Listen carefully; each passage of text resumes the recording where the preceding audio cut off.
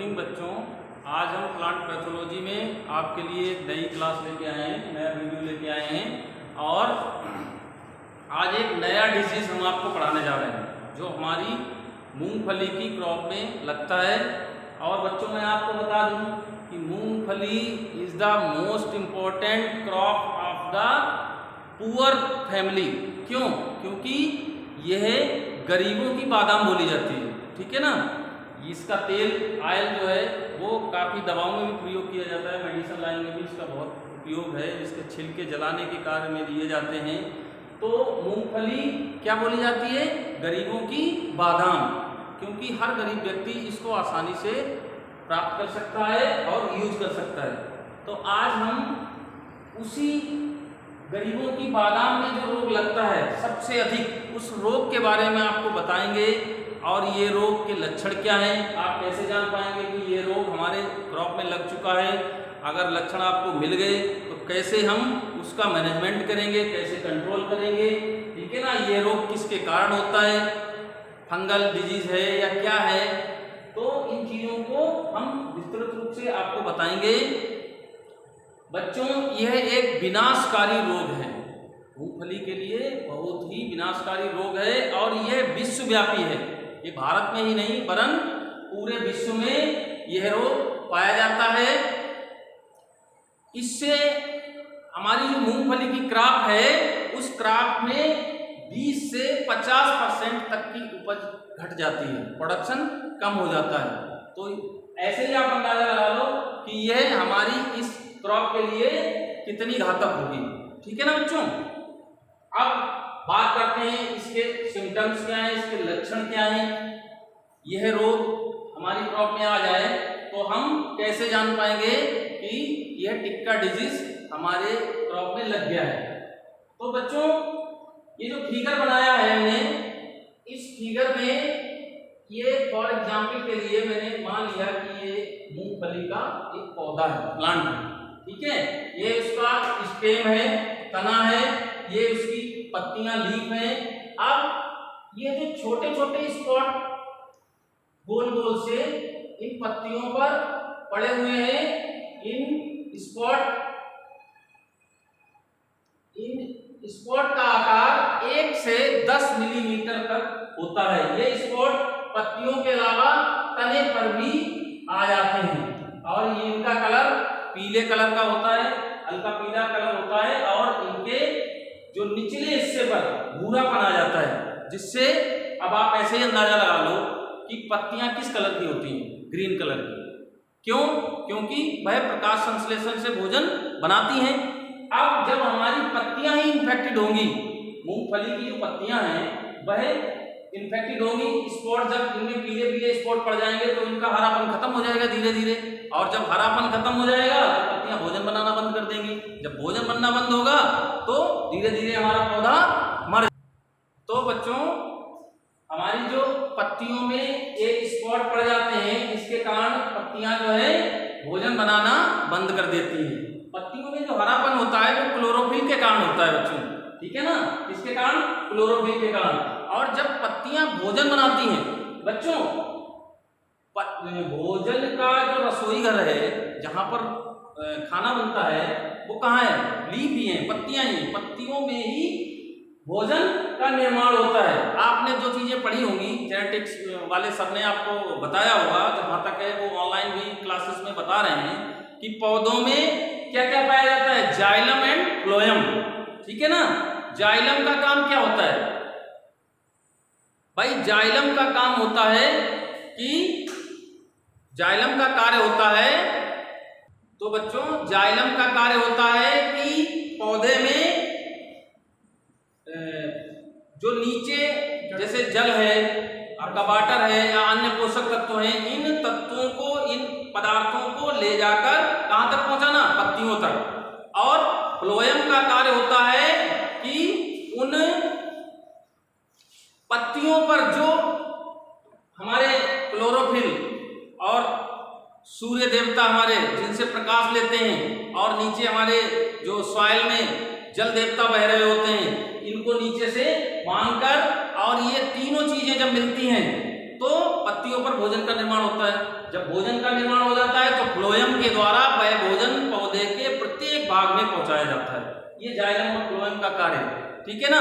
अब जब बात आ जाती है कि हमारे पत्तियों का क्लोरोफिल ही ये रोग खत्म कर देता है, जिससे हमारी पत्तियां पीले कलर की होना स्टार्ट हो जाती है, हमारे तना भी पीले कलर का होना स्टार्ट हो जाता है, जिससे भोजन आसानी से नहीं बन पाता है और भोजन बनाने में हमारी पत्तियां असमर्थ हो जाती हैं, जिससे हमारा पौधा धीरे धीरे बेकार हो जाता है। अब करना क्या है, जब पौधा ही बेकार हो जाएगा तो प्रोडक्शन कहां से आएगा और हमारा प्रोडक्शन का जो ग्राफ है वो गिर जाएगा, ठीक है ना। तो ये हो गई आपकी रोग की पहचान कि हम रोग को कैसे पहचानेंगे, ठीक है ना। अब बात आती है नेक्स्ट पॉइंट की।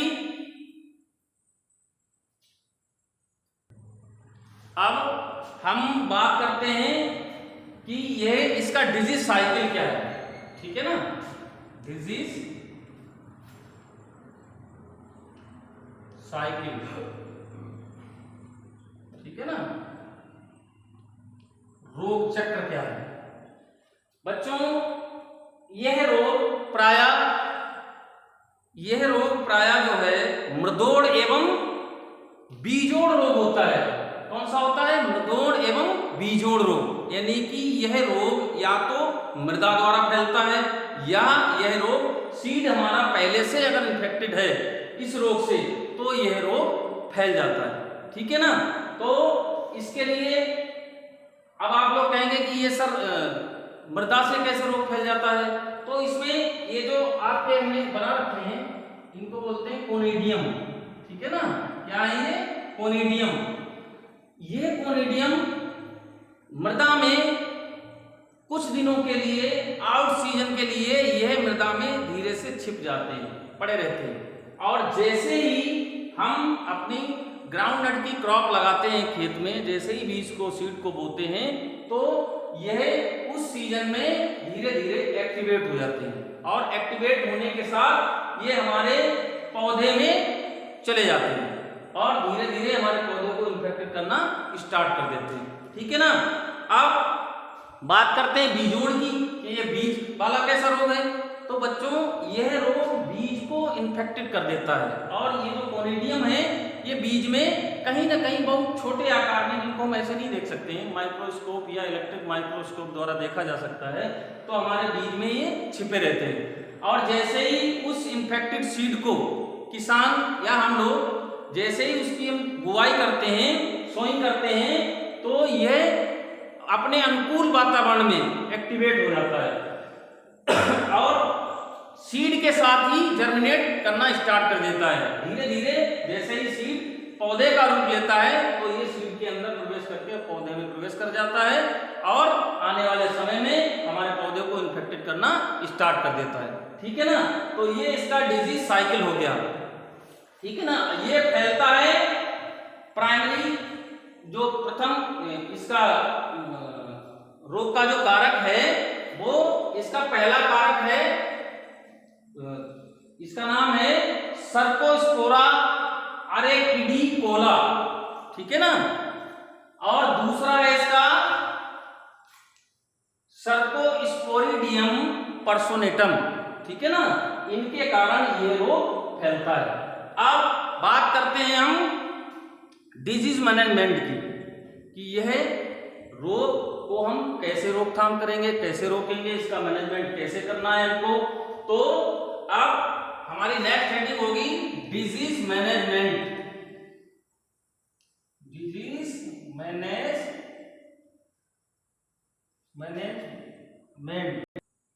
तो नेक्स्ट अब हेडिंग आपको हम इसको हम रोकेंगे कैसे, इसकी रोकथाम कैसे होगी, ठीक है ना। डिजीज मैनेजमेंट,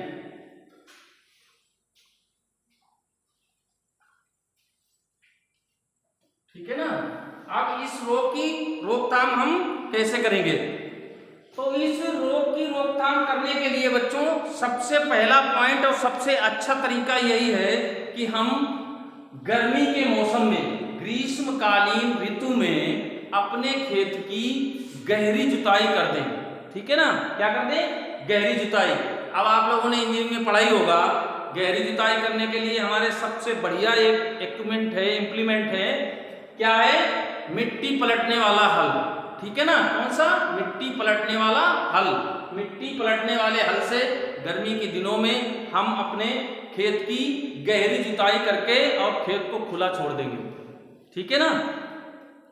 क्यों खुला छोड़ देंगे? क्योंकि जो धूप है वो हमारे खेत में एकदम से मिट्टी की गहराई तक जाएगी और तमाम जो हमारे रोगजनक हैं, बैक्टीरिया हैं, वायरस हैं, फंगल हैं, जितने भी डिजीज हैं, वो अधिकतर इनके रोगजनक जो हैं वो उस धूप के कारण मर जाएंगे, नष्ट हो जाएंगे, या अन्य किसी बीड के भी सीड होते हैं। आपने देखा होगा तमाम ऐसी घासें हैं जो हमारी फसलों को नुकसान पहुंचाती हैं, तो उनको भी अगर हम ग्रीष्मकालीन ऋतु में अपने खेत को गहरी जुताई करके अगर खोल के डाल देंगे तो वह नष्ट हो जाते हैं और हम अपनी फसल को इस रोग से बचा सकते हैं। ठीक है ना? अब दूसरा हमारा मैनेजमेंट क्या है? दूसरा मैनेजमेंट है हमारा कि जो रोग जनित पौधे हैं, जो हमारे इन्फेक्टेड प्लांट हैं, उनको हम क्या करेंगे? जैसे ही हमको ऐसा लगता है कि हमारी जो मूंगफली की जो फसल है उसमें ये टिक्का डिजीज के सिम्टम्स दिखाई देने लगे, तो हम उन प्लांटों को उखाड़कर और अपने उस खेत से काफी दूरी पर जाकर एक पिट या गड्ढा बनाकर और उसमें डाल देंगे या उनको हम जला देंगे। ठीक है ना? जिससे हम इस रोग से बच सकते हैं। अब नेक्स्ट अगला जो हमारा तरीका है वो क्या है कि हम थायराम का नाम सुना होगा आपने। ये सीड ट्रीटमेंट के लिए यूज किया जाता है।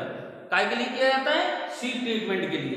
तो 2.5 ग्राम थायराम प्रति केजी सीड, मतलब 1 किलो बीज में हम कितना? 2.5 ग्राम थायराम लें और उसको पानी में डाल के हम अपने सीड को क्या कर लें? ट्रीटमेंट कर लें। सीड ट्रीटमेंट करने के बाद हम उस सीड को अपने खेत में लगाएंगे तो हम टिक्का डिजीज से बच सकते हैं। ठीक है? अगला एक और तरीका है, केमिकल तरीका ही है। एक आपने सुना होगा कैप्टान 2 ग्राम प्रति केजी सीड, मतलब 1 किलो बीज में 2 ग्राम कैप्टान पानी में डालकर उसको घोलकर उसमें सीड डाल के हम अपने सीड की अगर बुआई करेंगे तो हम इस रोग से बच सकते हैं। ठीक है ना बच्चों? तो ये हमारा टिक्का डिजीज आज रोग था। एक वीडियो में मैं एक डिजीज आपको पढ़ा रहा हूँ। विधिवत कोशिश ये करता हूँ कि आप लोग हमारी लोकल लैंग्वेज में, मतलब जिस भाषा को आप आसानी से समझ सकते हैं। आप लोग कमेंट में भी लिखते हैं कि सर ये जैसे आप क्लास में पढ़ाते हैं वैसे ही ऑनलाइन भी पढ़ा रहे हैं, तो हम यही कोशिश करते हैं कि अपनी देसी भाषा में आप लोगों को समझाएं, जिससे आप अधिक से अधिक समझने की कोशिश करें। और एक रोग पढ़ाएंगे, अब पता लगा एक दिन में हम 2 3 अगर डिजीज पढ़ाएंगे तो आपके समझ में नहीं आएगा। तो हम इसीलिए एक डिजीज को पढ़ा रहे हैं जिससे आप आसानी से उस रोग को पहचान सकें और उसका मैनेजमेंट कर सकें। ठीक है ना बच्चों? और हमारे इस चैनल को अधिक से अधिक सब्सक्राइब करो, लाइक करो और शेयर करो। अगला डिजीज नेक्स्ट वीडियो में, तब तक के लिए धन्यवाद।